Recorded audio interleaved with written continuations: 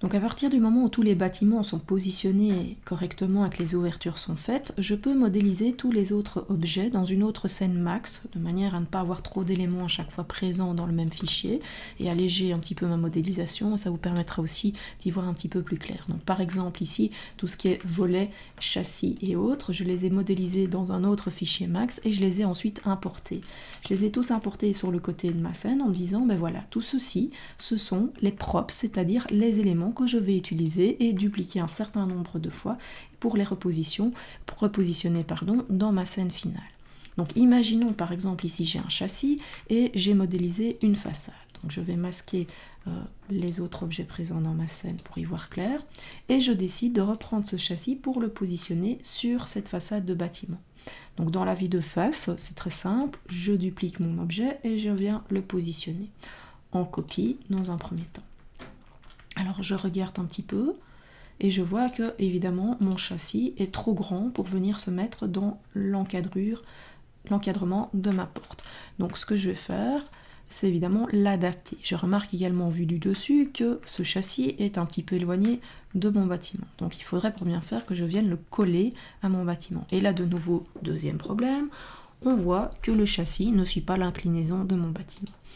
Donc je vais devoir retravailler un petit peu tout ça pour faire en sorte que les choses s'adaptent. Donc la première chose que je constate, c'est que le point de pivot, donc je vais me mettre en top level, le point de pivot ici est éloigné de mon objet.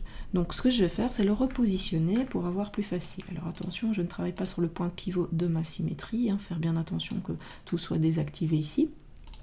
Ok, et je viens ici affecter le pivot de mon châssis dans sa globalité pour le repositionner sur l'angle du châssis de manière à pouvoir faire une rotation facilement dessus.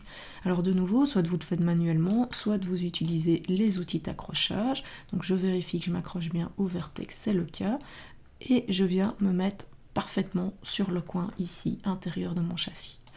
Ça va me permettre maintenant de venir placer le châssis non seulement au bon endroit, mais surtout de faire une rotation par rapport à son angle, ce qui va me permettre de le positionner beaucoup plus facilement. Donc imaginons ici, voilà, la rotation me convient.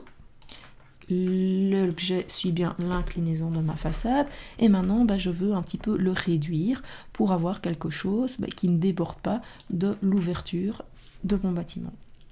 Donc je viens dans mes paramètres, je constate qu'il y a une symétrie, ok, je viens en éditable poly, pipette pour voir le résultat final et je vais pouvoir maintenant positionner mes points correctement. Donc pour les prendre, je les sélectionne et je n'oublie pas d'actionner les contraintes en mode Edge de manière à faire en sorte que lorsque je déplace mes points, vous voyez, ils suivent parfaitement ici tout simplement la forme de mon châssis.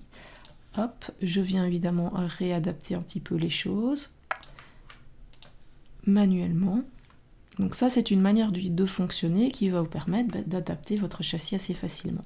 Maintenant, imaginons qu'à l'inverse, votre châssis est trop petit et vous voulez agrandir celui-ci pour correspondre à votre bâtiment.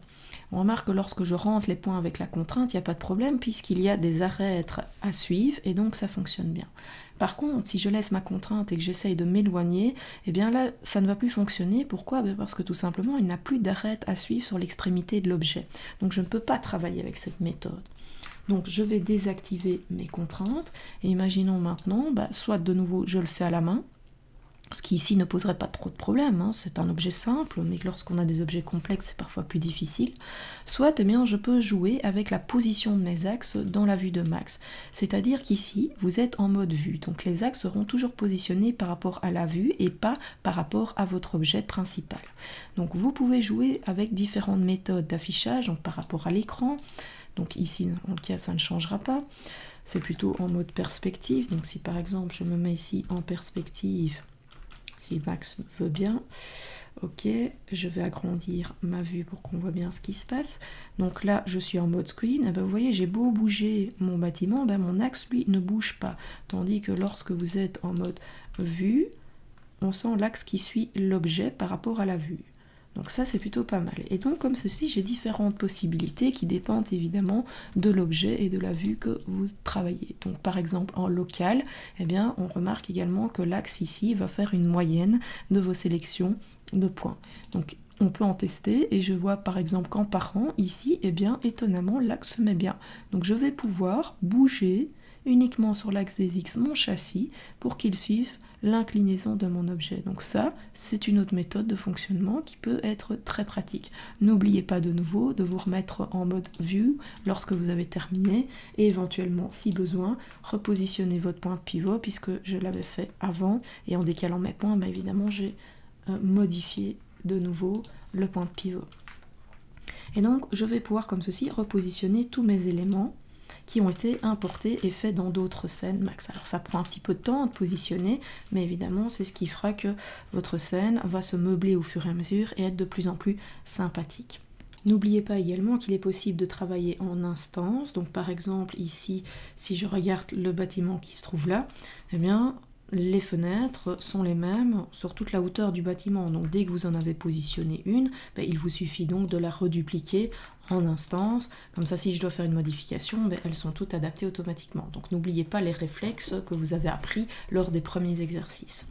Notez également que je supprime ce qui n'est pas nécessaire. Donc par exemple, pour finir la façade ici de ce bâtiment-ci, eh bien j'ai carrément retiré l'arrière. Donc je n'ai plus rien. Je n'ai même pas d'épaisseur au bâtiment. Donc j'ai juste une façade, comme un décor de film au cinéma. Donc on n'a pas besoin de modéliser ce qui ne se voit pas au rendu. Donc même chose ici, je n'ai plus d'arrière à mon bâtiment et là non plus. Donc hop, pas hésiter à les retirer.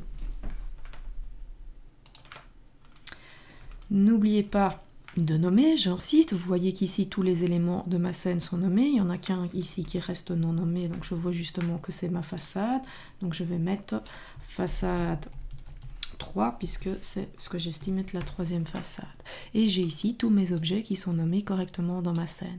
Vous pouvez évidemment faire des groupes d'éléments lorsque vous voulez placer par exemple un encadrement avec ces différents linteaux, donc c'est ce que j'ai fait ici.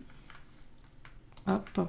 Vous voyez, j'ai 4 linteaux que j'ai assemblés et j'ai tout simplement fait un groupe, ce qui me permet de déplacer l'élément complet et pas de prendre pierre par pierre. Donc n'oubliez pas toutes les astuces qui ont été vues précédemment. Une fois que tout est en place, nous allons pouvoir commencer tout simplement à éclairer et gérer nos paramètres de rendu.